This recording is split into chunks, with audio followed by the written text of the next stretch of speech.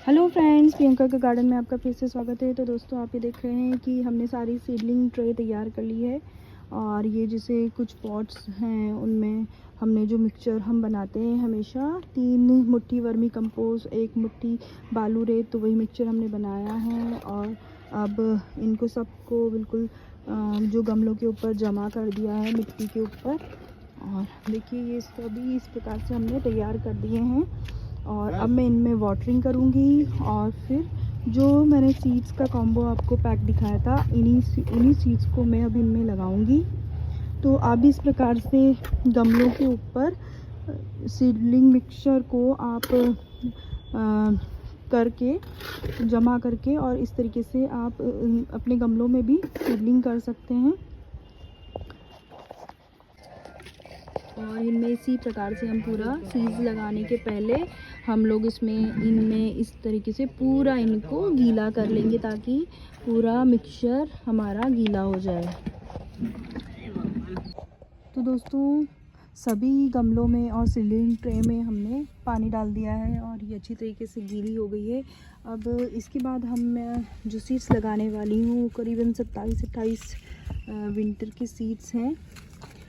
तो उसमें करीब विंटर के सभी सीड्स इसमें मैं लगाने वाली हूँ। जैसे कि आज 30 अगस्त हो गया है और ये अच्छा समय है कि सीड्स को हम लगा दें। इसमें जिप्सोप्ला है, साल्विया है, वर्बीना है, स्टॉक है, कैलेंडुला है, ल्यूपिन है, पैंजी है, अकॉर्डिनल है, पिटोनिया है, कैंडी टफ है, गजानिया है, सनफ्लावर है, डैंथस है, सेलोशिया है, डायमोफोटिका है और अलाइसम है, स्वीट अलाइसम है, हेलिक्राइसम है, एंथीरैनम। मतलब विंटर के करीब सभी सीड्स यहाँ पर मैं आज लगाने वाली हूँ। इसके लिए मैंने एक स्टिक भी ये ले ली है कि जैसे ही मैं इस सीड्स को इस पैकेट से निकाल दूँगी तो इस पैकेट को इसमें लगाकर और इसको यहाँ पर इस प्रकार से लगा दूँगी, ताकि जिससे हमें याद रहे कि किस पॉट में हमने कौन से सीड्स लगाए हैं।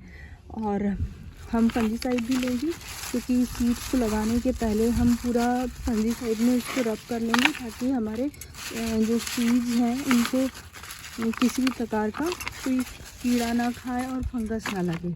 तो मैंने साफ फंजीसाइड लिया है, आप कोई सा भी फंजीसाइड ले सकते हैं। तो मैंने फंजीसाइड को इसमें एक बाउल में निकाल लिया है और मैं अब जैसे ये जिप्सोप्ला आप देख रहे हैं, तो मैं जिप्सोप्ला के सीड्स इसमें डाल दूँगी। इस प्रकार से हम इनको डाल देंगे। तो देख रहे हैं आप, क्वांटिटी में सीड्स काफ़ी अच्छे हैं। और इसी पाउच को मैं इस प्रकार से इसमें करके और इधर एक कोने में इसको लगा दूंगी, कि जहाँ जब बहुत ज़्यादा पानी भी ना पड़े, ताकि हमें याद रहे कि हमने इसमें ये वाले सीड्स लगाए। अब हम इन सीड्स को इस प्रकार से रब कर लेंगे।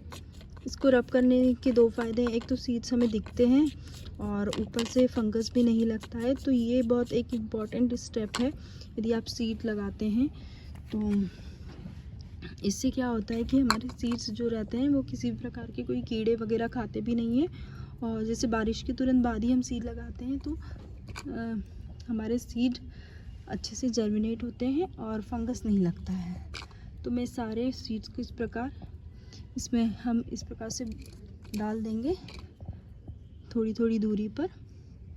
और हमें अपने जो पॉट है उनको ऐसी लोकेशन पे रखना है कि जहाँ ज़्यादा सनलाइट उन पर ना पड़े, क्योंकि अभी जैसे बारिश के बाद की जो सनलाइट रहती है वो बहुत तेज़ रहती है, जिससे क्या होता है कि जो हमारे नए प्लांट्स उगते हैं वो बहुत जल्दी मुरझाते हैं और उनके जर्मिनेट होने के चांसेस भी कम रहते हैं। इसलिए उनको ऐसी जगह रखें जहाँ पर उनको थोड़ा शेड मिले। तो मैं इसको इस प्रकार से सारे इसमें फैला दूँगी ये। और अब हमारा जो मिक्सचर है जो हम बचा के रख लिया था, उसी मिक्सचर को हम थोड़ा अब इस पर इस प्रकार से डाल देंगे, ताकि हमारे सीड्स अच्छे से कवर हो जाए। मिक्सचर बहुत ज़्यादा नहीं डालना है, यदि बारीक सीड है तो बस इतना ही डालना है कि सीड्स को थोड़ा सा कवर हो जाए, और जब उनकी रूट्स निकले तो उनको ग्रिप उनकी बनाने के लिए थोड़ा मिक्सचर हो। तो ये हमने इनको हल्का हल्का कवर कर लिया है। तो दोस्तों इसी प्रकार से मैं अपने सारे सीड्स लगाने वाली हूँ। और ये इसमें मैं वाटरिंग कर दूँगी और इनको मैं एक बोरी वगैरह से या बड़ी पॉलीथीन को इनके ऊपर रख दूँगी और इनको थोड़ा कवर कर दूँगी कि थोड़ा इनको जर्मिनेशन में सहायता हो। ये इस प्रकार से हमने